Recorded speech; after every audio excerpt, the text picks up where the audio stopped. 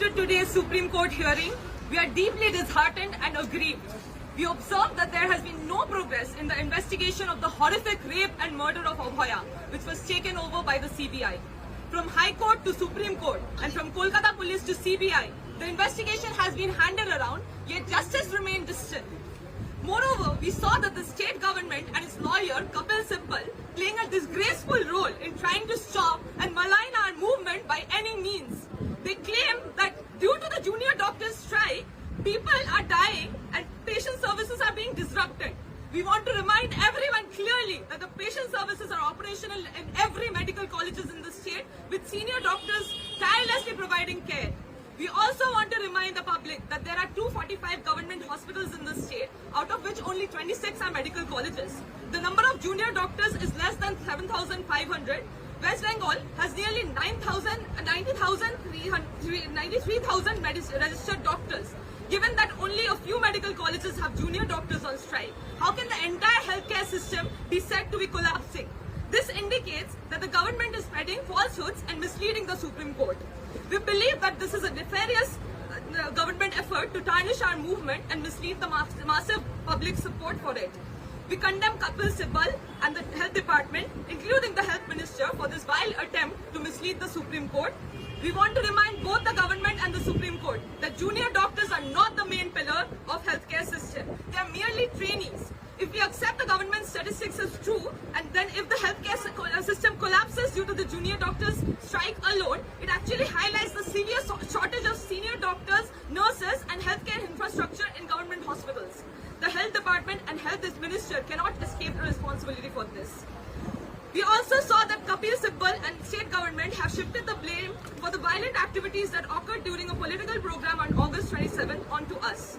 We want to remind clearly that we had stated on August 26th that we had no connection with the political program, did not support any violent or politically motivated activities, and will not do so in future.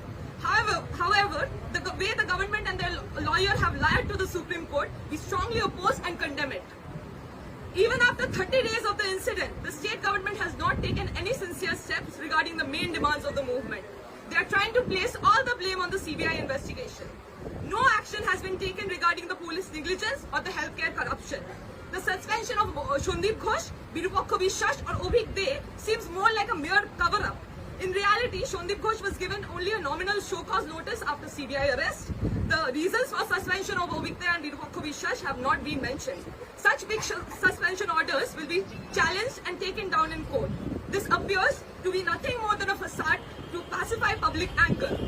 We demand that strict disciplinary action be taken against Shondeep Ghosh and the Health Department suspend Obhik De and Virupakha Vishwas with proper justification. From the first day of movement, we have raised demands concerning safety. We have requested separate restrooms and bathrooms for on-duty doctors, adequate security personnel, CCTV and female security personnel for women, doctors' restroom and proper security measures outside wards and OT rooms. However, we want to remind that merely increasing police presence and separating doctors' rooms will not ensure safety. Ensuring proper patient services in government hospitals is essential to guarantee the safety of doctors and healthcare workers.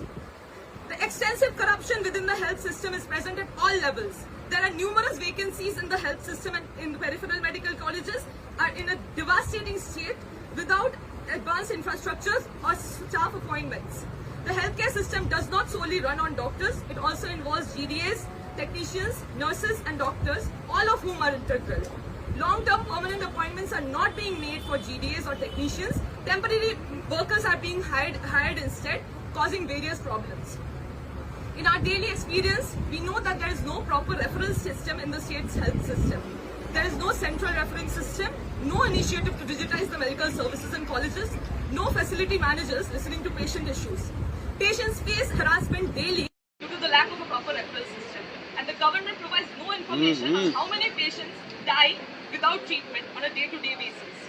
With super specialty hospitals and numerous medical colleges opening up, the situation in the workplaces remain unchanged. There is shortage of doctors, permanent nurses and healthcare workers.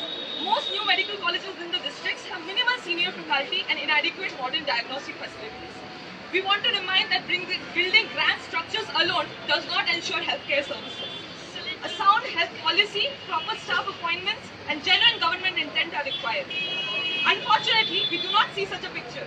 We question why a seriously injured man had to travel 30 kilometers from Kondagar to Kolkata for a CT scan. And why was there no minimal CT scan facility in a nearby super specialty hospital? If the government generally cares about providing medical services to the poor people in district, why are district hospitals and primary healthcare systems not being revamped? We demand proper government healthcare infrastructure in each district, not mere token appointments of civic doctors and nurses. Throughout this process, the health department has taken an appalling role. It is clear to us now that the cycle of immense corruption in the state's health system and the threat politics in colleges cannot be avoided by the senior officials of the health department. This enormous corruption has continually disrupted patient services. Furthermore, it has been revealed that the Health Secretary, DME and DHS had signed orders to demolish the seminar room and adjacent rooms in Arjikar Medical College. We thus demand the removal of the Health Secretary, DME and DHS and that they be brought under CBI investigation. We want to know the Health Minister's stance on the massive corruption in the Health Department. We have yet to hear any clear statement from them. We had hoped to bring about a fundamental change in the healthcare system, making it truly people-centric through our movement for Abhaya's justice. However, now Bhupesh Sibal and the government are attempting to label the movement as anti-people in the Supreme Court. In this situation, we are calling for a march from Korunamohi to Shastri Bhavan at 12 p.m. tomorrow with the demands mentioned above to ensure a proper healthcare system capable of providing appropriate medical services to the general public. So from the Chief Minister's press statement, we learned that the CP allegedly submitted his resignation. He himself admitted to the investigation's negligence. So why has his resignation not been accepted? Is it the police job to only control crowds during festivals? Is this the force on which our women of the state will depend? He should immediately be removed and relieved of his duties. DC North, who offered money to Abhaya's family, should also be brought under investigation. And DC Central, who tried to shield Obhikde with falsehoods, should face punitive action. We do not want the future of any medical college to resemble the situation at Arjikar. The events of August 9 are not isolated incidents, but the ultimate and horrific results of the ongoing politics of threat in each and every college. Every college should ensure the participation of elected representatives of the union and RTA in the college council and Rogi Kalyan Samiti. The government should conduct elections among students and junior doctors in all colleges in a healthy, fair, democratic manner. We appreciate the overwhelming support of the people of Bengal for our movement with their reclaim the night protest and the human chains being formed on the streets. Conversely, we strongly condemn the attacks by the ruling party's goons and police on the general public from Noihati to Barasha and from Mathapanga to Basrapara. Our movement is a comprehensive one, a movement of the people. The government or the Supreme Court should not forget this. We view the actions of the general public as an attack on us as well, and we demand immediate punishment for all those involved in these incidents. The Chief Minister's call for the people to return to festivities, forgetting everything, is condemned by us in strongest terms. Calling for celebrations over Abhaya's unpunished cop is a blatant disgrace. It is an obscene and inhuman call for festivities just before justice is served. The Chief Minister must immediately retract this statement. We also condemn the Chief Minister for labeling Abhaya's family members as liars. We want to clearly state that that if the state government addresses and fulfills our demands by 5 p.m. tomorrow, only then will we consider their request regarding this strike and going back to work. Otherwise, we will understand that the government does not wish to end this deadlock. In that case, we will hold the government responsible for the situation arising across the